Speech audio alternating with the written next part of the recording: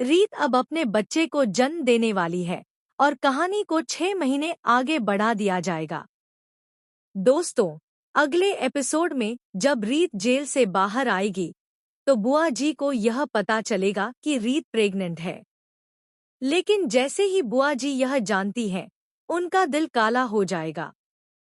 बुआ जी रीत और उसके बच्चे को मारने की सारी साजिशें करने लगेंगी।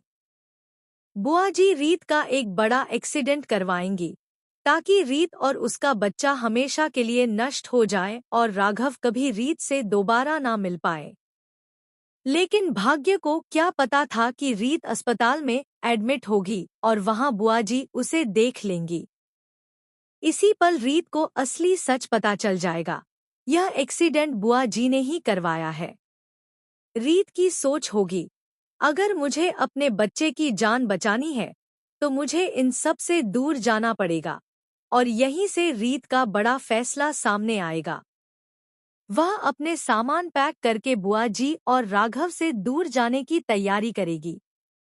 रीत अपनी माँ से सारी सच्चाई बताएगी।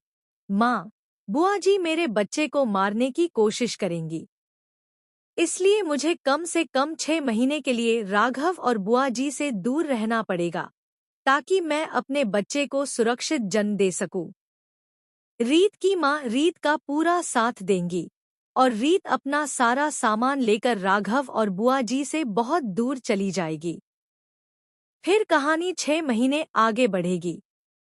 इन 6 महीनों के बाद रीत एक प्यारे से बच्चे को जन्म देगी, और जब लीप के बाद रीत राघव के सामने आएगी तो राघव की खुशी का ठिकाना नहीं रहेगा।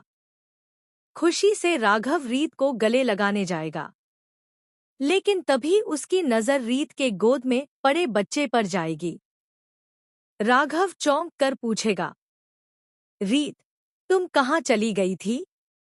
मैंने तुम्हें कितनी खोजा, और यह बच्चा, ये किसका है? रीत शांति से जवाब देगी, राघव, यह हमारा बच्चा है। राघव को विश्वास ही नहीं होगा कि रीत ने दूसरी शादी की है। वह सोचता रहा कि रीत उसके इंतजार में मर रही थी, पर रीत की पूरी कहानी अलग है। लेकिन बुआ जी को सच मालूम है, रीत के गोद में वही बच्चा है जो राघव का है।